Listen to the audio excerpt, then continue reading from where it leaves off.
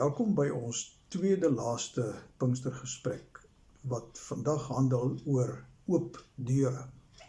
Ons gaan saam lees uit Openbaring hoofstuk 3 vanaf vers 7. Kom ons vra net die Here se seën. Here, ons buig in afhanklikheid dat U ook vandag sal hoor as ons bid.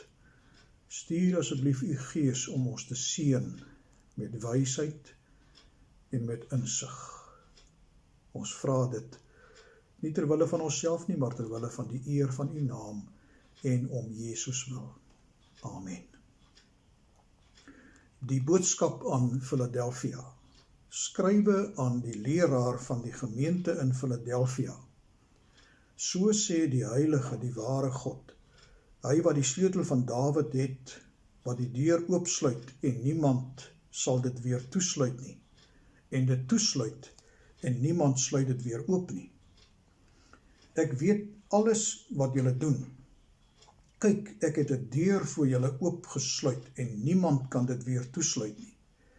Ek weet dat julle min krag het en tog het julle aan my boodskap vasgehou en my nie verloon nie.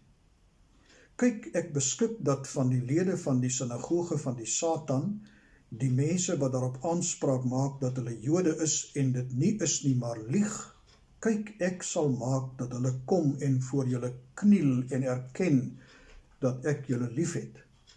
Omdat julle aan die boodskap van my volharding in lyding vasgehou het, sal ek julle ook vashou in die tyd van beproewing wat oor die hele wêreld gaan kom, om die bewoners van die aarde op die proef te stel. Ek kom gou, hou vas wat julle het, sodat niemand julle kroon wegvat nie. Elkeen wat die oorwinning behaal, sal ek 'n pilaar in die tempel van my God maak, en hy sal vir altyd daar wees. Ek sal op hom die naam van my God skrywe, en die naam van die stad van my God, die nuwe Jerusalem, wat van my God af uit die hemel uit afkom. En ek sal ook my eie nuwe naam op hom skrywe. Elkeen wat kan hoor, moet luister na wat die Gees vir die gemeentes sê. Dis baie betekenisvol hoe dat die Here hom hier deur middel van Johannes aan die gemeente van Philadelphia bekendstel. Hy gebruik twee uitdrukkings. Nommer 1 sê hy is die heilige, die ware God. Om daarmee maar net te sê, Jesus Christus is die Seun van God. Hy is saam met die Vader en die Gees ware God. Die tweede beskrywing klink so, hy wat die sleutel van Dawid het, en dan die hele simboliek van hy wat 'n deur kan oopsluit en niemand kan dit toesluit nie, of 'n deur toesluit en niemand kan dit oopmaak nie. Christus is die sogenaamde sleuteldraer. Hy beskik oor sleutelmagte. En as die koning van sy kerk, is hy die een wat deure oopsluit vir die kerk en deure toesluit vir die kerk. En dis presies wat hier gebeur. Hy sê, omdat hy weet wie hulle is en alles weet wat hulle doen, het hy vir hulle 'n deur oopgesluit. Nou die simboliek daarvan is baie vanselfsprekend. Dit beteken, hy skep vir hulle 'n nuwe geleentheid, 'n geleentheid tot getuienis en 'n geleentheid om die evangelie uit te dra. Interessant dat dit binne hierdie konteks juist so is, want die stad Philadelphia het ook bekend gestaan as die poort na die ooste. En die stad het ook om alle verkeerde redes, die stad ook 'n sending, roeping gehad. Dit was naamlik die taak, sê hulle, van hulle, en dit was die rede waarom die stad in gestig is, dit was die taak van hierdie stadse mense om die heidense, hellenistiese Griekse kultuur uit te dra na stede in Klein-Asië. En so word hierdie stad dan nou die poort na die ooste, en nou skep die Here vir hierdie klein gemeente ook 'n geleentheid om deur middel van hierdie poort na die ooste die boodskap van die evangelie uit te dra. En interessant dat hy hierdie gemeente typeer as 'n gemeente wat min krag het. Hy soek nie 'n voortreffelike, dinamiese, aktiewe en sterk gemeente nie. Hy gebruik 'n kragtelose gemeente, 'n gemeente met beperkte vermoëns, beperkte potensiaal en beperkte kapasiteit. Maar dit lyk my daar is 2 redes waarom hy dit doen, en dit staan ook hier geskryf. Nommer 1, hy sê, julle het aan my boodskap vasgehou. Nêrens het julle my boodskap prys gegee nie, daar was geen sprake van kompromie nie, daar was nooit sprake dat julle soort van so afstand doen van die grondbeginsels van die Christelike gelowe. Julle het konstant en konsekwent vasgehou aan my boodskap. Nommer 2, en julle het my ook nooit verloon nie. Nêrens in die stad waar julle beweeg het, en julle interaksie met van die stedelinge, nêrens het julle ooit probeer ontken of misken dat julle my kinders en my volgelinge is nie. Anders as Petrus het julle my nooit verloon nie.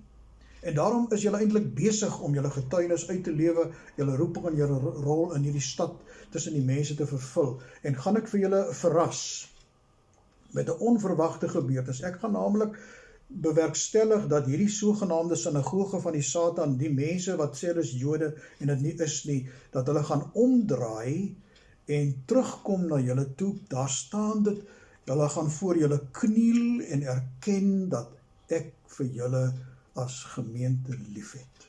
'n Wonderwerk dat hierdie klomp heidene omdraai. Dis wat God doen wanneer ons getrou bly aan ons roeping, ten spyte van alles. Gebeur die wonderwerk en kom mense wat ons dit nooit van verwag het nie, kom tot inkeer en tot bekering. Maar in dit wat ook hier staan, ons moet onthou dat wanneer ons so ons roeping uitlewe en deur hierdie oop deure gaan en ons getuienis uitdra en die geleenthede benut, dit nie altyd maanskyn en rose gaan wees nie. Hy praat baie duidelik hier van beproewing wat ook vir hulle voorlê.